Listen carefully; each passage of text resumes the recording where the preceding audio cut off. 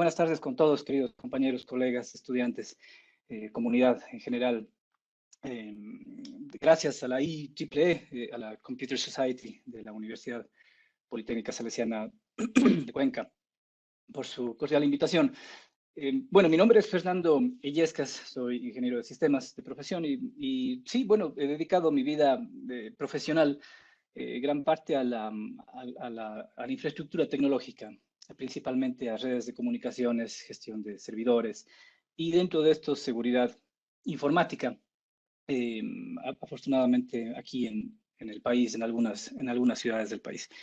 El tema que he querido tratar hoy es, es sobre la criptografía, principios, la utilidad y unos pocos ejemplos. ¿Por qué he decidido utilizar este tema?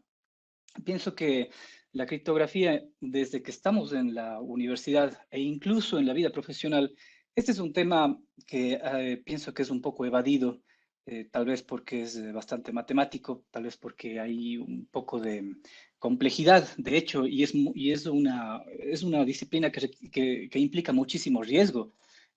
Cifrar datos, tal vez perder las claves, tal vez cifrar datos y no volverlos a descifrar más. Hay muchísimo riesgo, pero hay muchísimas utilidades al utilizar criptografía. Bueno, antes que nada, es necesario contemplar que la ciberseguridad abarca muchas áreas.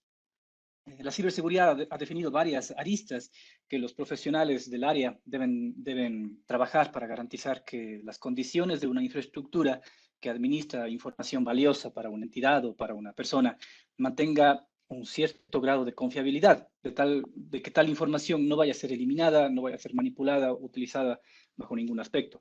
Por ejemplo, dentro de la ciberseguridad, lo que es pentesting es una arista muy pequeñita de la parte de auditorías de seguridad, que podríamos llamarlo.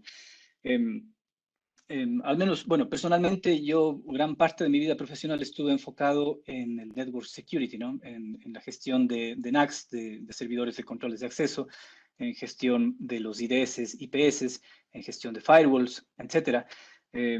Hoy en día estoy trabajando más de la mano de lo que es gestión de gobierno, de TI, cumplimiento de políticas y normativas de seguridad interna, obviamente también dentro de la parte de pentesting, pero una parte muy importante, que es justamente de la que vamos a hablar hoy, se concentra en la validez de los datos. Y la validez de los datos implica encriptación de los datos, encriptación de discos duros, verificación de la integridad de los datos que almacenamos en base de datos, etcétera. Y, por supuesto, infraestructuras de llave pública. A lo que quiero llegar es cuál es la importancia, cuál es la utilidad en el mundo real. No solamente cifrar un disco. Cifrar un disco sería una muy pequeña parte de las utilidades de la criptografía, pero hay unas ventajas muy amplias. Bueno, la criptografía no nace con la ciberseguridad, es necesario comprender eso. La criptografía no nace con la ciberseguridad, más bien esto ha sido una técnica utilizada en la historia de las civilizaciones.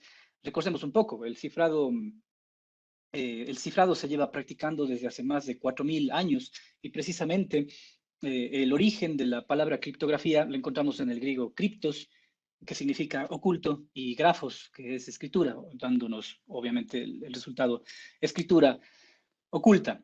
Por ejemplo, algunos usos que se dieron en civilizaciones anteriores, los códigos Kilt o los códigos de sábanas fueron utilizados por los esclavos afroamericanos.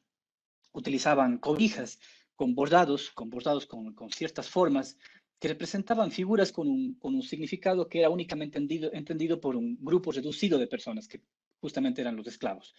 Estas figuras representaban mensajes ocultos que les podían decir, atentos, prepararse de forma física, prepararse psicológicamente o prepararse para ejecutar una huida. Y es así como muchos esclavos afroamericanos prepararon o se libraron de muchos yugos.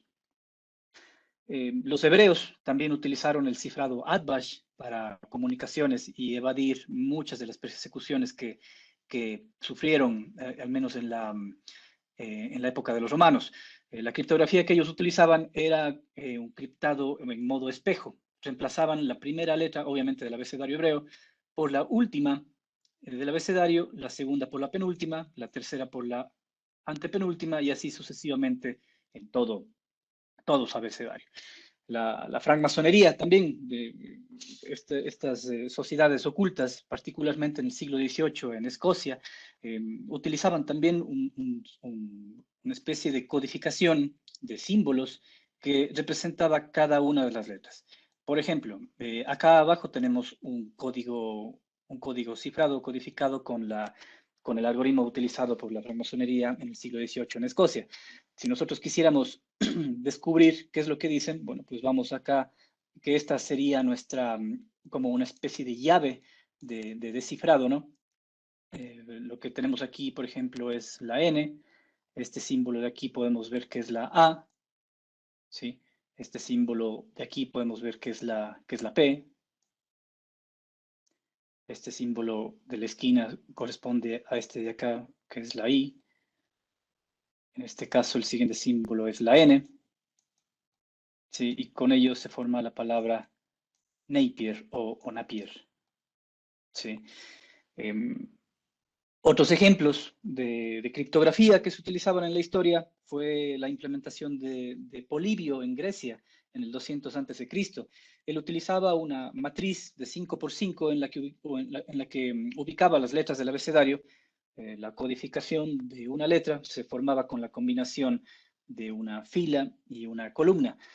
En realidad esto no parecía ser un cifrado muy fuerte, pero para ese tiempo las personas que tenían esta tablita de aquí, que como les digo, vendría a ser nuestra llave de cifrado y de descifrado, las personas que tenían esta llave podían inmediatamente descubrir el significado del mensaje. El mensaje cifrado o codificado vendría a ser este juego de aquí, que si nosotros lo queremos codificar, sería el 2 y la columna 3, la letra H, el 1 y el 5 es la E, el 3 y el 2 es L, 3 y el 2 L nuevamente, y el 3 y el 5 la O, formando la palabra hello en inglés, hola. Se utilizaban de esta forma. Otro ejemplo, pero no solamente eran utilizados para revoluciones, para los esclavos que querían escapar, sino también otro ejemplo del uso de la criptografía, pero ahora en comunicaciones con altos generales o con propósitos militares sobre estrategia militar, fue el cifrado César o el desplazamiento César, que se basaba en el desplazamiento de un número determinado de caracteres del alfabeto, de tal forma que una letra podía ser determinada reemplazando con el mismo abecedario, pero corriéndonos unos 2 o 3 o 4 caracteres. Esto también viene a ser el origen de nuestro cifrado ROT13, por ejemplo, el famoso ROT13, que es el mismo abecedario, pero corrido 13 caracteres más. A fin de cuentas, César pudo haber utilizado este método de cifrado no solamente para sus militares, sino tal vez también incluso para comunicarse con Cleopatra antes de que Marco Antonio tome su lugar tanto maritalmente como estratégicamente en Roma. Lo que podemos ver aquí, por ejemplo, si hacemos un cifrado ROT3, que sería, nos estamos corriendo 3 espacios aquí para reemplazar el abecedario. Ojo, volvemos aquí a tener nuestra llave de cifrado. El hecho de tener una llave de cifrado quiere decir que vamos a saber cómo se está realizando el algoritmo de cifrado. Si reemplazamos la letra K por la equivalente, tenemos nuevamente la letra H. La H la reemplazamos por la letra que corresponde aquí, la E, la O por la L, y nuevamente tenemos la palabra hello o R. Bueno, si Julio César utilizó criptografía para comunicarse con sus militares o incluso para comunicarse con su amada Cleopatra, bueno, pues quiere decir que tal vez la sociedad no estaría tan loca al implementar un poco de criptografía para resguardar sus secretos. De hecho, no solamente las personas buenas o al menos que tienen una intención militar o con buenas intenciones utilizaban la criptografía. Por ejemplo, en el 2011, Rajiv Karim, un ingeniero de sistemas de British Airways, planificó un ataque terrorista y en lugar de utilizar el algoritmo PGP, Pretty Good Privacy, utilizó el algoritmo César con un ROT 13 para cifrar los archivos de Excel y los archivos Word que delataban sus intenciones de hacer el acto de terrorismo. La justificación cuando le habían dicho por qué utilizó un algoritmo de cifrado tan simple era que los infieles, o bueno, hay un término que se utiliza en Medio Oriente para los infieles que están en contra del yihad, era que ellos sí ya conocen el PGP, el Pretty Good Privacy, no hubieran descubierto el DOT 13 o este algoritmo César, pero sin embargo fue de hecho descubierto. En la Segunda Guerra Mundial también Alemania había conseguido dominar una gran parte del Atlántico Norte gracias a que sus comunicaciones eran indescifrables. Ellos utilizaban lo que se conoce como la máquina Enigma. Pero fue Alan Turing quien tiene el reconocimiento de haber descifrado el algoritmo que utilizaba la máquina Enigma y logró descifrar muchos de los mensajes que se estaban intercambiando los aliados de Alemania y pudo descubrir y adelantarse a muchas estrategias militares a los cuales estaba planificando Alemania para dominar todo lo que es el Atlántico Norte y Sur. En fin, cada civilización ha tenido secretos que proteger.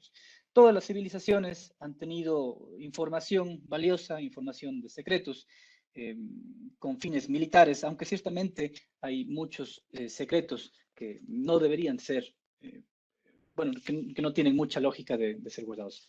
Las civilizaciones, la civilización egipcia, la civilización griega, los mayas, estrategias militares o incluso nuestra propia sociedad tiene información o secretos que resguardar. Obviamente, como les había dicho, hay también muchos secretos que tal vez no sean muy éticos y muy morales que se guardan dentro de la sociedad, pero de todas formas que de alguna forma siguen siendo secretos. Pero bueno, lo cierto es que existen hoy en día muchos algoritmos, muchos algoritmos ya establecidos. Por ejemplo, la Pretty Good Privacy, el algoritmo para cifrado de correos electrónicos, que fue hecho por Phil Zimmermann, o algoritmos de hash, como por ejemplo el SHA-1, ¿sí?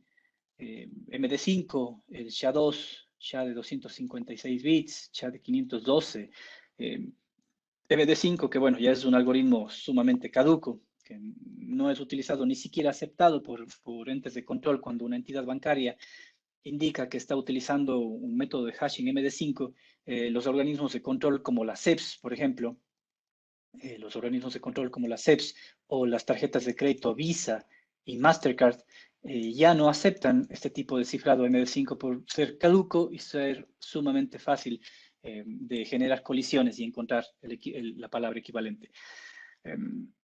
Los algoritmos RSA, por ejemplo,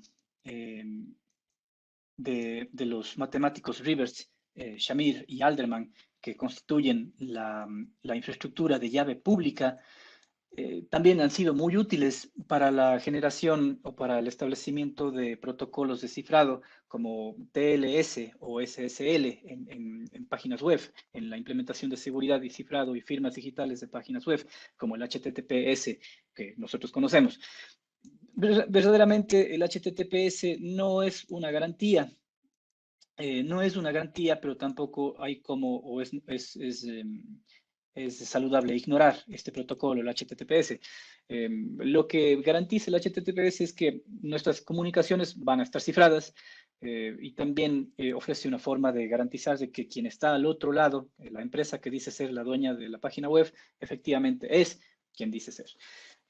Algoritmos como Diffie-Hellman para el intercambio de las llaves simétricas y recientes algoritmos simétricos que van cada vez mejorándose, el two-fish o el blowfish, que se lo debemos al matemático Bruce Schneider, un inglés que bueno, recientemente dejó sus trabajos, se jubiló, pero sigue siendo un poco de docencia. Pero bueno, basta de historia, basta de la parte de introducción. Veamos un poco cómo funciona el cifrado simétrico. No quiero entrar mucho en la parte matemática. De hecho, yo creo que necesitaríamos muchísimo más tiempo para entender la parte matemática, la parte del cifrado en bloques con el método CBC o el cifrado electrónico, el EBC. Pero basta con entender un poco los fundamentos del cifrado simétrico, del cifrado asimétrico y cuáles son las ventajas. Principalmente lo que me interesa esta charla es que surja ideas de cómo utilizar el cifrado simétrico y asimétrico, pero no solamente con la vista convencional de cifrar una flash o cifrar un disco duro, sino un poco más allá. Bueno, primeramente todos los algoritmos utilizan un juego de llaves para cifrar los datos. Como vimos hace un momento, el simple hecho de saber cómo cifrar los datos, ya sea con un ROT13 o con un cifrado César, nos indica que tenemos una forma de cifrar los datos. Este cifrado puede ser, en el caso de los cifrados simétricos, el mismo método de cifrado o el mismo método de descifrado vienen a ser exactamente los mismos. Cuando son los mismos, estamos hablando de que se está utilizando una llave o un algoritmo simétrico de cifrado. La confidencialidad en este caso se obtiene al implementar un algoritmo de llave simétrico y esa es la principal característica del cifrado simétrico, la confidencialidad. Aquí lo que estamos garantizando es que los datos no van a ser leídos, o al menos no deberían ser leídos por una persona intermedia que no tiene autorización para leer los datos. Por ejemplo, si Bob quisiera enviar un mensaje secreto hola a Alice, utilizaría un algoritmo simétrico que puede ser el AES, el RIDDLE, el Blowfish, TripleDES o IDEA. Bueno, TripleDES también les recomiendo que lo descarten y el IDEA también descártenlo porque son algoritmos ya un poquito caducos. Si vamos a utilizar AES, mientras la longitud de la llave sea más grande, es mejor. Claro que gracias a nuestros amigos de la NSA, etcétera, y sus megas computadoras, a veces nos quedamos cortos con la longitud de la llave. Con un Mare Nostrum o una supercomputadora, con unos pocos meses o pocas semanas se podría descifrar y llegar a tener acceso por un ataque de fuerza bruta, se podría llegar a tener acceso a la llave. Pero bueno, una vez que BOF o el algoritmo de BOF se decide por cuál llave utilizar, bueno, pues esta llave es utilizada o este algoritmo es utilizado para generar un mensaje ya secreto y legible para cualquier persona que llegue a tener acceso a este mensaje. Nuestros compañeros anteriormente nos mostraron cómo hacer ataques a un computador, o cómo llegar a tener acceso a un computador, o cómo tener acceso a una LAN mediante escucha de la LAN. Si nosotros tuviéramos acceso a una LAN o a un computador y nos encontramos con datos cifrados, bueno, pues no entenderíamos nada a menos de que tengamos la llave simétrica. Este mensaje puede ser enviado por un medio, puede ser digital, puede ser correo electrónico, puede ser a través de nuestro IPS, a través de un canal de internet, a través de un canal propio, un TSP, un proveedor de servicios de telecomunicaciones. Y a la final, lo que le va a llegar a Alice es exactamente el mismo mensaje cifrado, que ella utilizará la misma llave de cifrado para obtener el mensaje final. Ahora, ustedes se preguntarán, bueno, ¿qué pasa si es que estas dos personas están al otro lado del mundo? ¿Qué pasa si Bob está en Estados Unidos? ¿Y qué pasa si Alice está en China? ¿Cómo hacen el intercambio de esta llave simétrica?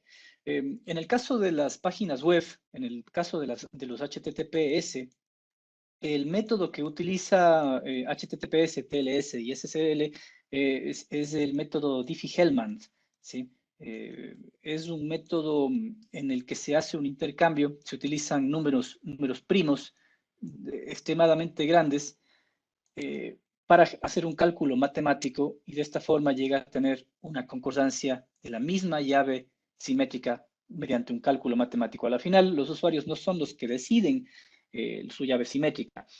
Más bien es el algoritmo Diffie-Hellman, que sería un método de cálculo matemático con dos números primos extremadamente grandes que generan una llave simétrica y mediante este Diffie-Hellman se hace un intercambio sin que un intermediario pudiera tener acceso a la llave. Ahora, esto es un método automático que, como les digo, se ve en SSL y TLS, en el protocolo HTTPS. TLS, perdón. Pero también hay otra forma interesante. Por ejemplo, Visa y Mastercard, Visa y Mastercard, cuando ustedes tienen una tarjeta de crédito, ustedes han visto su microchip en el lado de, ustedes tienen la banda magnética, ¿no? Tienen la banda magnética en la tarjeta, pero también tienen un microchip aquí en el lado de la tarjeta. Este tiene una llave, una clave que es utilizado, que es encriptado con una llave simétrica. Su banco aquí en Ecuador implementa una llave simétrica, la cual tiene que ser enviado a Visa, por ejemplo, o a Mastercard en Bélgica, pero la forma en la que se hace este intercambio de la llave simétrica es muy interesante. Se debe generar una clave, una llave simétrica de 32 caracteres, por ejemplo, la cual debe estar dividido por lo menos en 3 componentes. Estos 3 componentes tienen que estar asignados a un custodio 1, a un custodio que es una persona, ¿no? A un custodio 2 y a un custodio 3. Es decir, la llave simétrica se divide en 3 pedazos. Ellos solamente conocen su propio componente, pero cuando es necesario enviar ya la llave simétrica hacia Holanda, por ejemplo, perdón, hacia Bélgica, hacia Mastercard en Bélgica, el custodio 1 tiene que enviárselo a un custodio 1 en Bélgica, el custodio 2 tiene que enviárselo a un custodio 2 en Bélgica y un custodio 3 asimismo en Bélgica. Pero, ¿cuál es la condición? ¿O cuáles son los protocolos de seguridad que Mastercard y Visa te ponen? El custodio 1 tiene que enviar su componente, o más bien dicho, los 3 custodios tienen que reenviar sus claves simétricas, sus respectivos componentes, perdón, en 3 días distintos, por 3 couriers distintos, a 3 personas distintas al otro lado del mundo. Es decir, ellos no saben cuándo, ni por qué medio, ni cómo es que están recibiendo los componentes de cada uno. Aquí la clave es que nunca los componentes pueden estar juntos en una sola persona. Se considera que en este caso las claves simétricas han sido comprometidas y por lo tanto habrían serios compromisos de seguridad. Como les digo, el hecho de implementar un protocolo de llave simétrica, hay un dicho en criptografía que dice que la criptografía funciona bastante bien hasta que algo sale mal. Si es que esta llave simétrica o estos 3 componentes o la llave que fue generado en el protocolo HTTPS puede ser comprometido, pues se acabó la confidencialidad. Y hay una vulnerabilidad muy interesante que es el Heartbleed. Es el Heartbleed, que fue muy famosa en el año 2013, que explotaba una vulnerabilidad en HTTPS de tal forma que el cifrado podía ser comprometido y se acababa la famosa confidencialidad que ofrecía el cifrado simétrico. A la final, todo funciona perfectamente bien hasta que algo sale mal, como les dije. La confidencialidad o el cifrado simétrico no garantiza el repudio y, bueno, no se garantiza que el mensaje pudo haber sido modificado en el trayecto también, porque si es que yo llego a capturar el mensaje y capturo y me llego a enterar de cuál es la clave simétrica, pues hasta ahí llegó la confidencialidad. Yo estoy alterando los datos, entonces no hay una forma de garantizar la integridad de los datos. Las llaves deben ser cambiadas periódicamente, ¿sí? De hecho, se dice que deberían ser cambiadas por lo menos una vez al año. Estándares como Visa, Mastercard, PCI DSS pide que se haga el cambio de llaves criptográficas por lo menos una vez al año. Y una vez que las llaves son cambiadas, tenemos que volver a hacer este protocolo de redistribución de las llaves nuevamente. Entonces, hay un alto costo operativo de implementar una llave cifrada, pero de que funciona y garantiza la confidencialidad, funciona mientras todo salga bien. Podemos hacer un muy corto ejemplo. podemos hacer un muy corto ejemplo utilizando OpenSSL. Por ejemplo, aquí tengo un mensaje de texto que lo quiero cifrar. La línea de comandos necesaria para cifrar un mensaje de texto, un archivo, una imagen, lo que sea, podemos sudo OpenSSL, la opción de encriptación.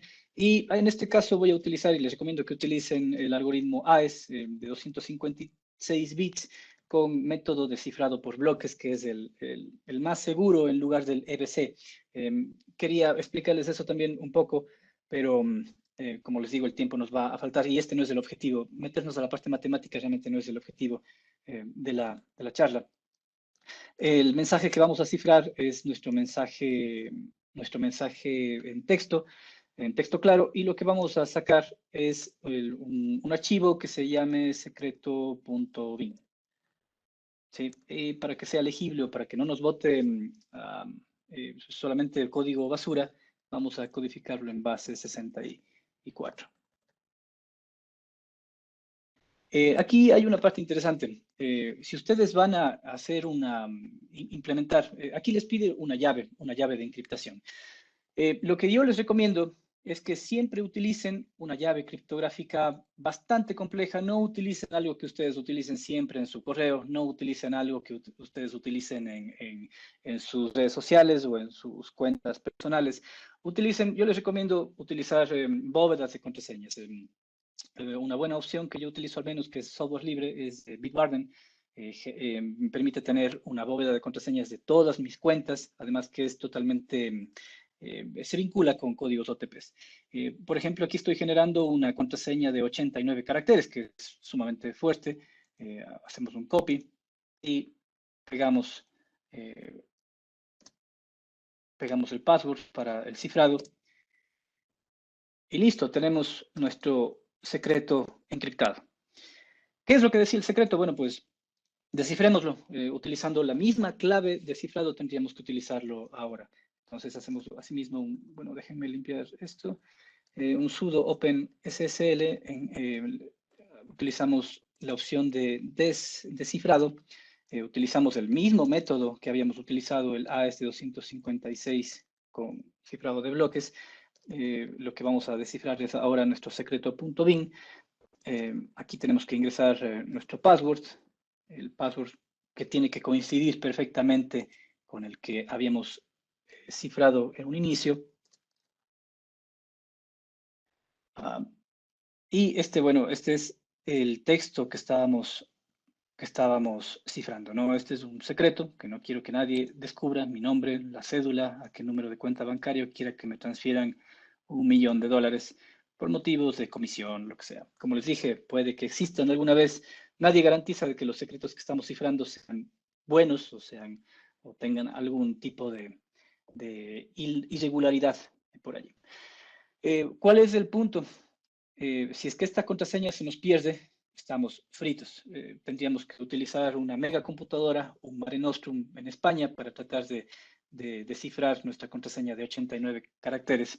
Y no creo que, bueno, con una computadora que esté a nuestro alcance, no creo que tengamos tiempo de vida para llegar a descubrir qué es lo que tenía este archivo.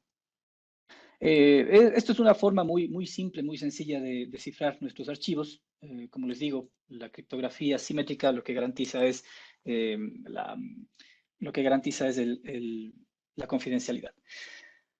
A la final, esto tiene sus limitaciones, pero las limitaciones se ven superadas con el cifrado asimétrico. El cifrado asimétrico es definitivamente mi método favorito. Se lo llama también método de cifrado público. ¿Cuáles son las características del cifrado de llave pública o el cifrado asimétrico? Cada interlocutor posee un juego de llaves que se llama una llave pública y una llave privada, ¿sí? Una llave pública y una llave privada. Garantiza primeramente la privacidad. Una de las características de la llave pública es que garantiza totalmente la privacidad, la confidencialidad, el no repudio, ¿sí? ¿Qué es el no repudio? Si es que a mí me llega un cifrado con una llave pública, o más bien dicho, si es que yo cifro los datos con una llave pública que fue entregado a mí por parte de otra persona, bueno, pues no habría duda de que o yo lo cifré por haber tenido la confianza de haber recibido la llave pública, a menos de que haya sido literalmente pública, pero no hay el riesgo de que si es que esta información fue revelado, el dueño de la llave privada fue el único que pudo haber abierto el mensaje. A menos de que nuevamente, vamos al hipotético caso de que todo funciona bien hasta que algo sale mal. Si es que nuestra llave privada es comprometida y es robada o no lo supimos cuidar bien y cae en manos de otra persona, se acabó la seguridad de la llave pública. En el mejor de los casos, nos garantiza la confidencialidad, nos garantiza el no repudio, garantiza la integridad del mensaje. Quiere decir que el mensaje no puede ser cambiado en el trayecto debido a que tuvo que haber sido robado, primeramente, la llave pública y la llave privada.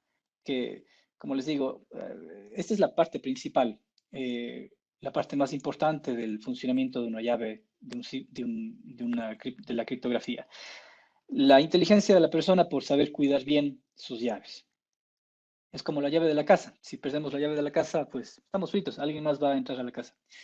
La llave pública cifra el mensaje y la llave privada descifra el mensaje. Pero vamos a ver cómo es el orden o cuál es el flujo de funcionamiento de este algoritmo. En este caso, volvemos a Bob, Alice y Eva. Bob genera su llave pública, genera su llave privada. Podemos generar con GPG, por ejemplo. ¿Sí? Eh, qué es lo que va a pasar aquí? ¿Qué es lo que va a pasar aquí? Si nosotros tenemos un mensaje o Bob tiene un mensaje secreto que hacerle llegar a Alice, la llave que Bob va a utilizar para cifrar este mensaje va a ser la llave pública de Alice. ¿Sí? La llave pública, no importa dónde esté, puede ser entregada por correo electrónico, puede estar publicada en su Twitter, puede estar publicada en su página web, en su HTTP. De hecho, es pública y no hay riesgo de que esto esté en control de varias personas. Entonces, eh, la llave pública de Alice va a ser utilizada para cifrar este mensaje. Una vez que este mensaje es cifrado con la llave pública de Alice, ya ni siquiera Bob es capaz de descifrar el mensaje. En este caso, el mensaje es enviado ahora a Alice y cuando el mensaje llega, el mensaje cifrado llega donde Alice, Alice tiene que utilizar su llave privada para poder desencriptar el mensaje. Es la única forma. Se utiliza la llave pública de Alice para cifrar y la llave privada de Alice para descifrar. Con esto garantiza que la única persona que puede llegar a tener acceso al mensaje es Alice, quien tiene en su más inmaculada seguridad y en su USB guardado bajo llave, encriptado con llave simétrica, su llave privada. Esto es lo más recomendable, no tenerlo en su computador, sino tal vez tenerlo en una llave, en una USB, no sé, en un token encriptado, su llave privada. Ahora, si Alice quiere responder con un mensaje de vuelta para Bob, ¿qué es lo que Alice va a tener que hacer? Va a tener que utilizar la llave pública de Bob para cifrar el mensaje. Una vez que el mensaje es cifrado con la llave pública de Bob, Alice ya no tiene acceso nunca más a este archivo cifrado, a este mensaje cifrado. El mensaje es nuevamente enviado hacia Bob y para que Bob pueda abrir el mensaje va a tener que utilizar su propia llave privada. Esa es la garantía de que uno, se mantiene la privacidad del mensaje, dos, se está manteniendo la integridad del mensaje, porque en el trayecto, por más que alguien intercepte el mensaje, el mensaje encriptado, y por más que esta persona, como Eva, tenga acceso tanto a la llave pública de Alice y de Bob, no es suficiente, porque se necesita el juego de llaves completo y además una contraseña o un password. Con esto se está cumpliendo dos de los tres principios de cifrado y de confidencialidad que exigen muchísimas normas y por sentido común. Algo que yo tengo algo que sé y algo que soy. Lo que tengo puede ser el password, o por ejemplo, perdón, lo que tengo puede ser una llave privada en mi USB. Lo que sé es el password y lo que soy pueden ser controles biométricos, que en este caso, bueno, pues no es aplicable para lo que estamos analizando. Si nosotros tenemos dos de estos tres factores, algo que tengo y algo que sé, pues aumenta considerablemente el nivel de seguridad en el mensaje y en el intercambio de mensajes cifrados. Lo que tengo es mi llave privada y lo que sé es una contraseña que, como les digo, por lo menos deberían ser de 80 caracteres y guardados en una bóveda de contraseñas. Veamos un ejemplo muy rápido. Veamos un ejemplo muy rápido. En este caso, yo quisiera utilizar Mailvelop. Ustedes pueden utilizar GPG y la línea de comandos de Linux para generar un juego de llaves público, privado y encriptar sus mensajes, etcétera. Pero aquí es donde quiero ir sobre un particular. La criptografía debe dejar de ser tomado como algo de terror o algo de miedo para las personas que realmente necesitan tener acceso a guardar su seguridad. Si ustedes le dicen a un periodista, a un abogado, a una fuente o a un informante de periodistas, oye, tienes que cifrar tus datos porque te pueden robar o pueden descubrir que tú estás pasando información a un abogado o un periodista, esta persona, si le abren una ventana, una consola de Linux, se va a espantar y nunca más va a querer ver la criptografía. Existen métodos que son mucho más amigables con el usuario. Por ejemplo, Mailvelop. En este caso vamos a generar un juego de llaves público y privado tanto para Bob y para Alice. Por ejemplo, si yo genero un juego de llaves para Bob, Keep Calm and Encrypt, y lo vamos a enviar para Bob, Keep Calm and Encrypt, lo vamos a enviar a protonmail.com y obviamente vamos a generar, cuando vean passwords, yo les recomiendo bóveda de contraseñas. ¿Sí? Aquí yo ya tengo creado un juego de una llave, una clave tanto para Alice y para Bob. Vamos a copiar mi super clave de Bob. Es bastante largo. Y vamos a generar un juego de llaves con el algoritmo RSA, que es un algoritmo de cifrado asimétrico, con una llave de 4096 bits. No vamos a poner fecha de expiración porque es una prueba, pero cuando llegue la fecha de expiración, lo que indica esta fecha es que las llaves deben ser cambiadas, ya no son válidas. Se genera un juego de llaves. Estamos generando un juego de llaves para Bob, un juego de llave público y un juego de llave privado. Tenemos generado, digamos que yo soy Bob y tengo generado mi llave, mi juego de llaves. Aquí mismo vamos a generar ahora un juego de llaves para Alice. Alice Keep Calm and Encrypt. Alice Keep Calm and Encrypt. Para enviárselo a un correo electrónico privado, que por cierto es Proton Mail. Y vamos a utilizar una llave o una clave, perdón, asimismo extremadamente larga. Bueno, nada es extremadamente seguro en realidad. Y vamos a generar un juego de llaves público y privado para ahora Alice. Con las mismas características. RSA como algoritmo de cifrado asimétrico y de 4096 bits. Listo, tenemos nuestro juego de llaves. Ahora, lo que queremos ahora es enviar un mensaje cifrado. Por ejemplo, vamos a enviar un mensaje cifrado hacia Alice. ¿Sí? Vamos a encriptar nuestro dato. ¿A quién se lo vamos a enviar? Vamos a enviárselo a Alice y por lo tanto vamos a utilizar la llave pública de Alice. Ustedes se preguntarán, bueno, ¿cómo podemos hacer llegar una llave pública? Por ejemplo, si ustedes van a mi perfil de Twitter, si ustedes van a mi link, a un link de descripción que yo tengo, ustedes se van a encontrar con mi llave pública. ¿Sí? La llave pública para mi correo fernandoyescas@protonmail.com es la llave con la que se cifrarían datos a los cuales ustedes quieren enviar información privada y información encriptada hacia mi correo. Entonces, no hay ningún problema que esta llave pública esté distribuido, o sea, literalmente público para todo el mundo. ¿Qué es lo que vamos a ingresar aquí? Bueno, pues vamos a ingresar lo mismo lo que habíamos encriptado hace un momento. Digamos que esto es lo que vamos a enviar. Un copy-paste, vamos a enviar información sumamente sensible y vamos a encriptar con la llave pública de Alice. Lo que se va a generar ahora es un mensaje encriptado, ¿sí? Este mensaje encriptado es el mensaje que yo acabo de cifrar hace un momento con toda mi información personal. Entonces, ¿qué hacemos? Vámonos al correo de BOF, por ejemplo, este es el correo de BOF, Keep Calm and Encrypt, y vamos a generar un nuevo mensaje que se lo vamos a enviar a Alice, ¿sí? Vamos a enviárselo a Alice y pegamos aquí nuestro mensaje cifrado. Totalmente seguro, no sabemos qué es lo que está diciendo, se lo enviamos a Alice, información confidencial. Se lo acabamos de enviar a Alice y vamos acá al buzón de correo electrónico de Alice.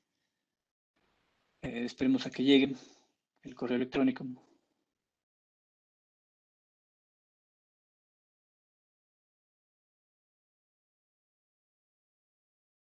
Creo que está por medio camino.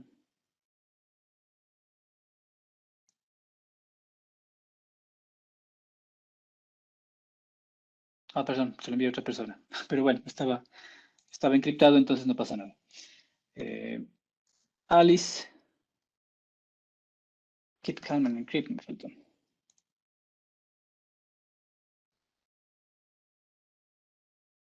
Esa es la gran ventaja, que si Alice no tiene acceso, si la otra persona a la que le envíe el correo sin querer no tiene la llave privada de Alice, nunca lo va a abrir, jamás lo va a abrir. Y lo volvemos a enviar. Bueno que pasó este error porque de hecho es interesante cómo funciona el cifrado asimétrico. Listo, lo acabamos de enviar ahora sí, hacia Alice, Keep Calm and Encrypt. Vámonos acá hacia Alice, Keep Calm and Encrypt. Y me tiene que llegar un correo electrónico acá.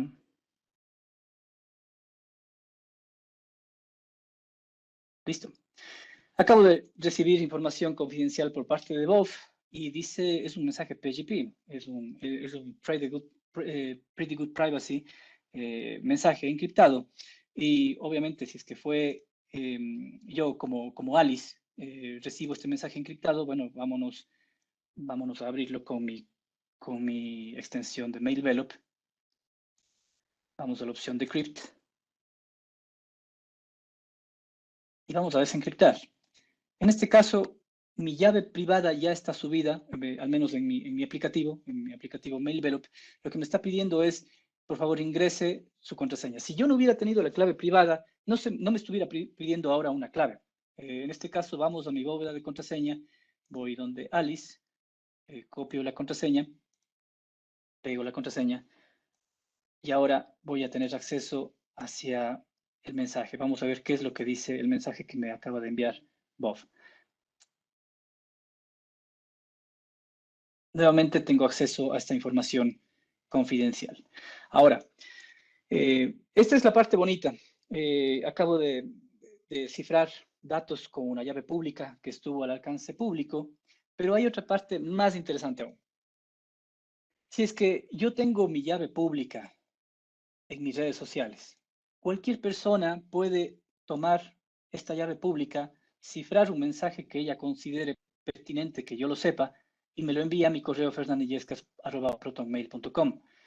Yo tengo conocimiento de quién es esta persona que me está enviando la información. Negativo, a menos de que esa persona ponga en su correo José Pérez o Juan Pérez @protonmail.com, yo podría tener un indicio de quién es. Pero si está utilizando una cuenta de correo ficticia, protonmail.com, nunca yo llegaría a saber quién es la persona que me está enviando el mensaje encriptado, porque la llave pública es de dominio público. En este caso, no tendría conocimiento de qué persona es la que me está enviando. Aquí se respeta y se garantiza totalmente la confidencialidad la confidencialidad de la información y se está respetando también el anonimato de la persona que me está enviando. Un tema muy similar fue lo que sucedió en el año 2013, cuando un completo desconocido tenía información que enviar a un periodista independiente, Laura Poitras. Laura Poitras era un periodista estadounidense, me parece que es, se caracterizaba por hacer reportajes acerca de conspiraciones, etcétera. Pero este informante anónimo necesitaba la llave pública de Laura Poitras. En ese entonces, Laura Poitras tenía una llave pública, pero no era tan pública en sus redes sociales. Para ello, utilizaron un informante o un contacto intermediario. Esta persona o este contacto intermediario pasó el hash, la firma de hash de la llave pública de Laura Poitras y la publicó en Twitter. ¿Qué más público y qué más anónimo que el hecho de simplemente publicar un hash o una llave pública en Twitter para que este informante tenga acceso a la llave pública, que se supone que tendrá solamente la llave privada a su par, la persona propietaria, y proceder con esta llave pública, proceder a un cifrado y llegar a tener el contacto, el mensaje cifrado acá. A la final, el informante que había tenido acceso a la llave pública de la reportera Laura Poitras era Edward Snowden, que después él mismo reveló su identidad de forma voluntaria. Pero hasta mientras duraba toda la comunicación, Laura Poitras nunca supo con quién estuvo conversando ni quién le estaba enviando toda esta información. ¿Hay algún problema en que mi llave pública sea pública? Pues no, como lo acabamos de mencionar, no es ningún problema. Es más, yo creo que es una práctica que todos deberíamos empezar a generar. Si ustedes van a una plataforma como MailVelop, generan sus llaves públicas y privadas. La llave privada la descargan y la guardan inmaculadamente en una USB donde nadie puede ingresar, pues no van a tener problema. Publican su llave pública, valga la redundancia, y cualquier persona podría llegar a tener acceso a ustedes, a su cuenta de correo o incluso como mensaje directo de Twitter o sus redes sociales, manteniendo confidencialidad y manteniendo anonimato por completo. ¿Qué problemas puede solucionar la criptografía? La criptografía asimétrica y la criptografía simétrica. ¿Qué problemas puede solucionar? Bueno, primeramente, tecnologías como blockchain, por ejemplo, utiliza cifrado asimétrico. Cada uno de los nodos, cada uno de los que poseen estos libros de contabilidad, estos ledger, utilizan llaves públicas de tal forma que puede ser distribuido todos estos libros de una manera que se garantice que los libros o los ledgers, los estados contables, nunca van a ser modificados. Así es como funciona Bitcoin, así es como funciona Ethereum, etc. Mantiene el anonimato. Acabamos de ver que mantiene el anonimato y la privacidad. Tor, si ustedes, aquí hago un paréntesis, Tor utiliza un sistema de servidores intermediarios que cada uno implementa una llave pública. Las llaves públicas, todas estas van a ser entregados al cliente que genera el circuito. De esta forma, el cliente Tor empieza a cifrar el mensaje con las llaves públicas de todos los servidores, generando una especie de capas de cebolla, como lo podemos ver aquí, la llave del router 1, la llave del router 2, la llave del router 3, de tal forma que cada vez que va pasando el mensaje por cada uno de los servidores, el servidor correspondiente libera su capa implementando su llave privada, luego se lo pasa al siguiente servidor, etcétera, etcétera, hasta que finalmente el último servidor descifra el mensaje enviando un mensaje en texto claro entre el último servidor y la página web de Tor que estamos analizando. I2P también es un sistema de anonimato que utiliza un sistema de proxies simultáneos, y Tails, un sistema operativo que implementa criptografía tanto para comunicaciones y para trabajar dentro del sistema operativo. Privacidad con VPNs y con esta aplicación que le estuve revisando que es QIAM, es un chat secreto. Es interesante porque este QIAM es un software que fue realizado por un equipo de ecuatorianos. Me parece que es el equipo de Autonomía Digital, que son unos chicos que trabajan bastantísimo con temas de privacidad, confidencialidad, anonimato, etcétera. Creo que es lo que más necesita la sociedad hoy en día, los ingenieros, los expertos en ciberseguridad. Los expertos en ciberseguridad no deberíamos estar únicamente, aquí regreso un poquito a mi pantalla inicial, los ingenieros en ciberseguridad no deberíamos estar enfrascados aquí. El pentesting, el hacking, etcétera, es muy interesante porque vamos a empezar a conocer cómo funcionan las aplicaciones, las cosas, sí, pero no nos quedemos aquí. Hay un mundo enorme que descubrir. Hay endpoint security, hay application security, data security, network security, seguridad en el perímetro, pero la parte más emocionante, creo yo, es infraestructuras, de llave pública, infraestructura de llave pública, encriptación de datos y integridad de los datos. Creo yo, que lo que más aportaría a muchos problemas sociales que tenemos hoy en día. Perdón por ese flashback que tuve que regresar a la primera diapositiva. Como les iba diciendo, son algunas de las aplicaciones que tienen una gran ventaja con Tor. Ahora, ¿cómo más podemos utilizar? Y aquí me salgo un segundito del tema, 2 minutos me salgo del tema de criptografía. Imagínense la siguiente situación. Digamos que estamos en una sociedad en donde existe una persona que es moralmente incorrecta y genera casos de corrupción. Y esta persona también logra incentivar a otras personas que se unan a su círculo de corrupción, generando una especie de telaraña de secretos, de mentiras y de actos ilegales que benefician a unos pocos, pero perjudican a muchos. Pero asimismo, dentro de este círculo, dentro de esta telaraña de mentiras, existe una persona que es moralmente correcta y que no está de acuerdo en lo que está sucediendo y que con su información es capaz de desbaratar toda esta telaraña de artimañas, de cosas ilegales. Hay una cosa muy clara. ¿Quién tiene más incentivos para estar dentro de esta telaraña? Si todos permanecen callados y siguen con este juego, bueno, pues vamos a tener mucho dinero, vamos a tener estatus y vamos a seguir haciendo algunos favorcitos.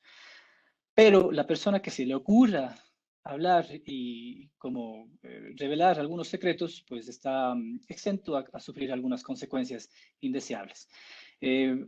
Ya lo dice tal vez la teoría de juegos y John Nash con su equilibrio de Nash. Las estrategias tomadas por los jugadores en una sociedad se basan en los incentivos y las recompensas que recibe cada uno al elegir una estrategia. ¿Quién sufre más las consecuencias?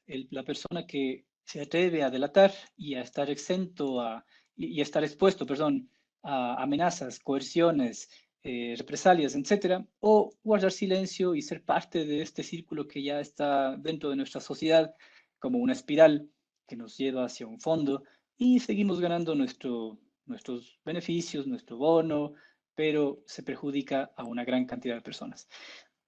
Según la teoría de juegos y el algoritmo de Nash, bueno, pues tenemos que seguir todos nosotros en nuestra estrategia que hemos tomado, a menos que a esta persona se le garantice, a menos que a esta persona se le garantice 100% de, perdón, a menos que a esta persona se le garantice 100% de confidencialidad, anonimato y transparencia. Hay una ISO que está muy famosa en el mundo entero, que es la ISO 37000, que es la antisoborno o la anticorrupción. Y justamente esta ISO dice que debería haber un medio de comunicación o un canal de comunicación para que las personas puedan denunciar actos de corrupción. Pero hay que ser honestos. Si es que mi nombre sale en esa denuncia, si es que mi IP sale en esa denuncia, si es que mi correo sale en esa denuncia, pues automáticamente voy a ser eh, víctima de coerciones, de señalamiento con el dedo, etcétera, y eso es algo que todos conocemos. Pero si es que a esta ISO 31000 se le suma un poquito de concepto de criptografía, información, cifrado simétrico, cifrado asimétrico, y hacemos que las personas pierdan el miedo a utilizar herramientas tecnológicas para garantizar su confidencialidad y su secreto, vamos a dar un paso adelante a lo que realmente le interesa a la sociedad, que es cuidar su información, que es cuidar su integridad, y no solamente cuidar datos que están en una computadora, que tal vez pierdan un poco de valor. A la final, lo que le beneficia a la sociedad, queridos amigos, eh, lo que le beneficia a la sociedad es la información. La criptografía es una herramienta poderosa que permite proteger información secreta, pero también mantener el secreto de una persona. Eh, Chévere, gracias, ya recibí el mensaje, gracias. La criptografía es una herramienta poderosa que permite proteger información secreta, pero también permite mantener el secreto de la identidad de una persona. Cuando hablamos de ciberseguridad, y esto quiero dirigirme a todos los amigos que estudian, que trabajan en ciberseguridad, cuando hablamos de seguridad cibernética o seguridad informática, los profesionales no debemos divorciarnos de la idea de que se lucha por una seguridad en general, no solamente tecnológica, estrictamente hablando desde un punto de vista humanista. La información ha sido el activo más importante para todas las civilizaciones en la historia de la humanidad y actualmente ella se encuentra en dispositivos electrónicos. Nunca en la historia de la humanidad tanta información había estado en un solo lugar, que es en nuestros bolsillos. Antes estaban en sitios privilegiados, en bibliotecas, en catedrales, en el Vaticano, pero ahora mucha información está en nuestros bolsillos. Nunca en la existencia de la humanidad había pasado eso. La ciberseguridad, la seguridad informática, la seguridad de la información, como quieran llamarle, cuida este bien preciado que es la información, pero no se debe olvidar que el fin de cuidar la información a la final es la sociedad, la humanidad, etcétera, para incluso poder combatir ciertos aspectos que afectan a la sociedad. Ningún secreto es 100% bueno, ningún secreto es 100% malo, siempre es bueno hablar en cuestiones de transparencia y yo pienso que la criptografía es una herramienta sumamente poderosa para garantizar transparencia. Ya para terminar, queridos amigos, aquí hay algunas herramientas de software libre que garantizan confidencialidad, transparencia y anonimato. Las famoso Tor. No le tengan miedo a Tor, no le tengan miedo a la Deep Web, es una herramienta muy poderosa. Es más, si quieren colaborar creando su propio servidor Relay o su propio servidor de salto Tor, pues busquen, generen su servidor y encripten y cifren, etcétera. Signal, bueno, ya hace unos 3 meses el mundo quiso hacer un pequeño intento de pasarse a Signal, pero no lo hicieron, pero mientras seamos unos pocos, por lo menos que utilicemos Signal, estamos bien. Tails es un sistema operativo anónimo. ProtonMail, cámbiense a ProtonMail. Dejen Hotmail, dejen Gmail, vámonos a ProtonMail. Utilicen MailVelop, familiarícense, generen sus llaves públicas, generen sus llaves privadas y pasen sus llaves privadas a sus correos, a sus redes sociales. Pásenla, hagan que el mundo sepa que ustedes tienen una llave privada, una llave pública y que si algún momento ustedes pueden enterarse de algo que nadie más quiere que se entere, se llevarían una sorpresa. Secure Drop también es un Dropbox, pero seguro, encriptado. Y por último, nuestro famosísimo y querido Wikileaks, que fue uno de los pioneros en generar plataformas anónimas y cifradas para informantes o los famosos whistleblowers. Listo, eso es por mi parte. Les agradezco muchísimo. Espero que haya sido interesante. No fue tan técnica la charla, pero quería dar este toque de utilidad. Y les agradezco muchísimo. Gracias, gracias amigos.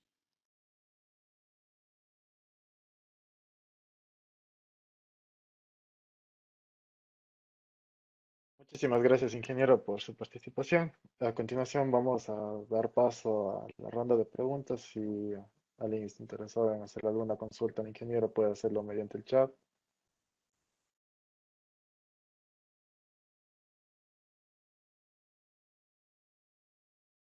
A ver, aquí tengo. Bueno, no tengo, estoy desde el celular, entonces no puedo leer. Um, Bueno, aquí tenemos una pregunta que dice si así también se trabaja con las criptomonedas. Supongo que se refiere al método de encriptamiento.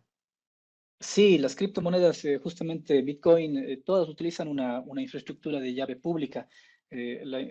Aquí lo que se hace es que en las criptomonedas, los ledger eh, o los libros contables eh, están distribuidos en miles de servidores en todo el mundo y se genera una llave pública y una llave privada por cada uno de los nodos, de tal forma que se garantiza de que si es que uno de estos nodos se atrevió a cambiar o a alterar los estados contables de las criptomonedas, eh, el resto de las computadoras no pudieron haber sido hackeadas de manera masiva, mantienen su llave pública y su llave privada intacta y mantienen una concordancia con los libros contables de cada uno de los nodos.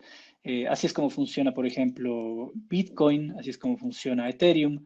eh, todas se basan en el mismo principio de cifrado público. Sí. Muchas gracias, ingeniero. También tenemos una consulta que aquí dice sobre cuál es la principal diferencia entre una firma digital y una firma electrónica. Buena pregunta. A ver, la firma digital es, por ejemplo, lo que implementa la firma, Banco Central, la función judicial. Ellos generan un token, un archivo. eh, Ellos generan un archivo, asimismo, con llave privada y llave pública, y lo que nos entregan a nosotros es una contraseña. Cuando ustedes se van al Banco Central o a la función judicial, ellos generan asimismo un juego de llaves públicas y un juego de llaves privadas con un algoritmo propio que fue establecido por la entidad. Ustedes lo que hacen es generar una contraseña. Cuando ustedes se van a la oficina, les dan el teclado y dice ingrese su contraseña. Eso tampoco, bueno, no es un método muy seguro, pero bueno, ingrese su contraseña y eso genera una firma digital. La firma electrónica, por otra parte, es la, una, una, una, una, una- lo que tenemos en nuestro pasaporte, por ejemplo, y lo que tenemos en nuestras cédulas. Sí, es una firma digitalizada, es una firma plasmada en nuestros documentos legales, pasaporte y cédula. La una utiliza criptografía y la otra simplemente es una digitalización de nuestra imagen de la, de la firma. Muchas gracias, ingeniero. También nos preguntan si de pronto existe algún nuevo algoritmo que se está desarrollando para estos métodos de encriptación. Siempre existen métodos nuevos. Es más, cualquiera puede utilizar lenguajes como Python, lenguajes como Rust, para generar su propio algoritmo. A fin de cuentas, muchas personas creen, muchos matemáticos creen que el mejor algoritmo es el que uno mismo elabora, pero hay que tener muchísimos conocimientos de cómo funciona matemáticamente el cálculo de algoritmos. Siempre se están generando nuevos algoritmos, pero los más seguros, los que más han estado en el juego de comunicaciones a nivel mundial, son los RCA de llave simétrica, de llave asimétrica, el AES de 256 bits, etcétera, para llaves simétricas, pero siempre están creándose nuevos algoritmos. Les recomiendo que le sigan a este joven, a este profesor inglés que se llama Bruce Schneider, que es este joven de aquí. Él creó recientemente él fue el creador de Blowfish y me les muestro. Aquí está. Bruce Schneider.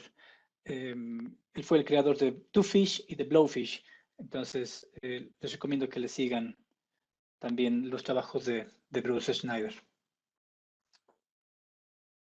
También tenemos una pregunta que nos dice, ¿cuál es un consejo para asegurar los correos personales? Bueno, en resumen dice que tiene verificación en 2 pasos, una contraseña de 22 dígitos y aún así ha recibido un ingreso no deseado. Bueno, a ver, uno yo les recomiendo yo les recomiendo que tengan dos cuentas de correo. Una cuenta de correo que es la que ustedes dan para la factura, cuando se van a un restaurante o cuando van a comprar ropa les piden correo electrónico, que tengan un correo electrónico solamente para facturas. Es decir, Yo, por ejemplo, tengo el fernandoillescas.servicios@hotmail. Nunca utilizo ese correo para asuntos personales. Siempre los mando para mis facturas y allá que me entreguen las facturas electrónicas. Pero si quieren manejar su información personal, yo les recomiendo uno, que no utilicen Gmail ni Hotmail, sino pásense a ProtonMail. ProtonMail implementa el OTP, el One Time Password, y pueden utilizar aplicaciones como, por ejemplo, Google Authenticator o cualquier otra aplicación como Bitwarden para generación de códigos de 6 dígitos eh, eh, periódicos. Eso por un lado. Dos, implementen, por favor, una bóveda de contraseñas. Repito, Bitwarden es software libre, es gratuito y permite tener contraseñas sumamente sólidas y mientras recuerden la contraseña de su bóveda, todo va bien. Esos 3 consejos. Utilicen dos cuentas de correo electrónico, uno para cosas privadas y otro para comercios o facturas. Utilicen OTPs, o sea, Google Authenticator, y utilicen una bóveda de contraseñas fuerte.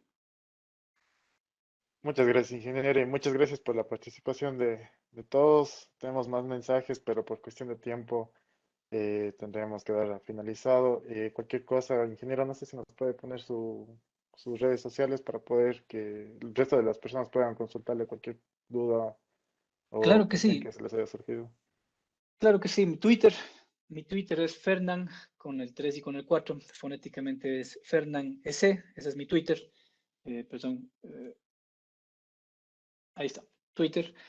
Y mi correo electrónico es fernandoillescas@protonmail.com. Y como les digo, si es que, bueno, todo puede ser público y privado, pero depende cómo manejen las redes sociales. Ahí están. Es Fernández y fernandoillescas.protonmail.com. Listo, muchísimas gracias, ingeniero, por su participación del día de hoy y a todos. A ustedes. Gracias.